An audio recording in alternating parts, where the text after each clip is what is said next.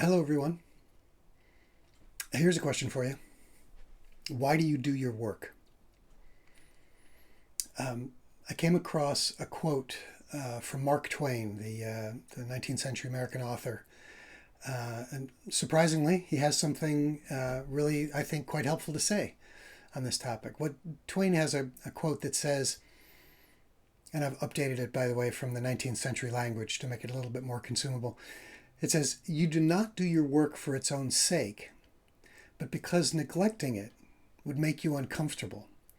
Ultimately, you have only one duty, the duty of contenting your spirit, the duty of making yourself agreeable to yourself." And I read that in the last few months, and like a lot of the great quotes, it's sort of, you read it and you have this moment of there's something really important there, and you come back to it, and it seems to be sort of a good quote to think with. It provides you with a bit of a framework for further thought. Anyway, as I was thinking about that quote, I was thinking that ultimately it really makes the point that we have different standards, right? We have different standards, and and that's okay. Twain seems to be saying, right? So your standard for the amount of time that you spend on work might be different than my standard, and the amount of time that you spend with your family, your partner, reading, whatever, probably different than my standards. And again, Twain seems to say this is okay. And as I reflected on this, I thought it. I think one of the things that's important about the work that we do in getting things done is that it helps you to become clear about what your standards are. In other words, those of you who have some experience of GTD, the number of emails that you're willing to, just to pick one example, the number of emails that you're willing to tolerate having in your inbox, right? Different people have different standards when it comes to that. And in some ways, I think GTD helps us to become clear about what our standards are. And by the way, the standards apply not just to the content, as it were, of our system, right? How many projects have you got, right? Some people have 30, some people have 100. How long does something sit on your waiting for list before you feel the need to chase it, for example? All examples of different standards. And so the content of the system is one thing that I think we have standards about. But the other thing I think we have standards about is how we interact with the system, right? So how often do you engage with the various reminders that you've got in your system? If you've got a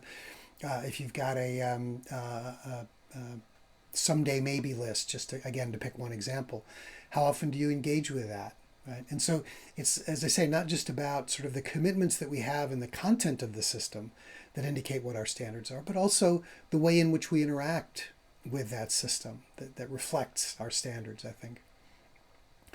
And just over the last couple of days, I've had a new aha moment, as David Allen would say about this, which is what Twain seems to be saying is, whatever your standards are, that's kind of okay. To use his words, your job is to content your spirit, right? Make yourself agreeable to yourself. That's Twain's language.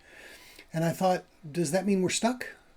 So if your standards are not what you want them to be, or if your standards seem to be leading to results that you're not happy with, are we kind of stuck with our standards?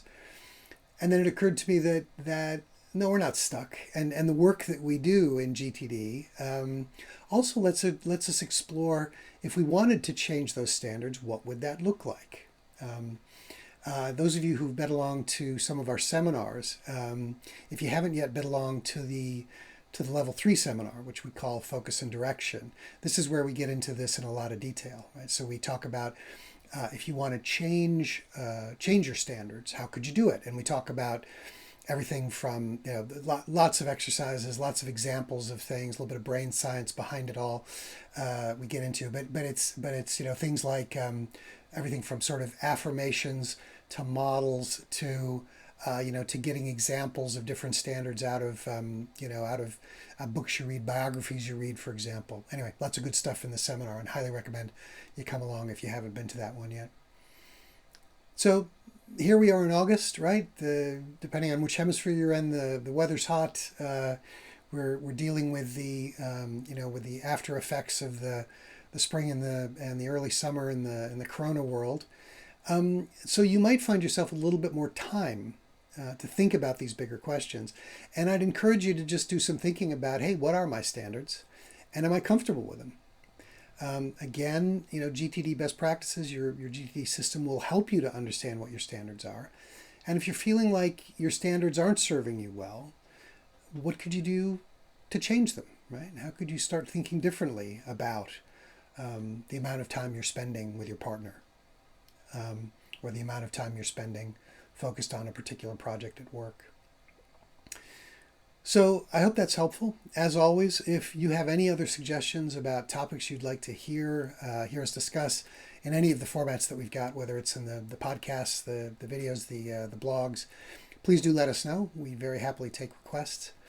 And in the meantime, we certainly, all of us here at Next Action Associates, hope that you're happy, healthy, and well in the new world. And I'll look forward to talking to you next time. Bye for now.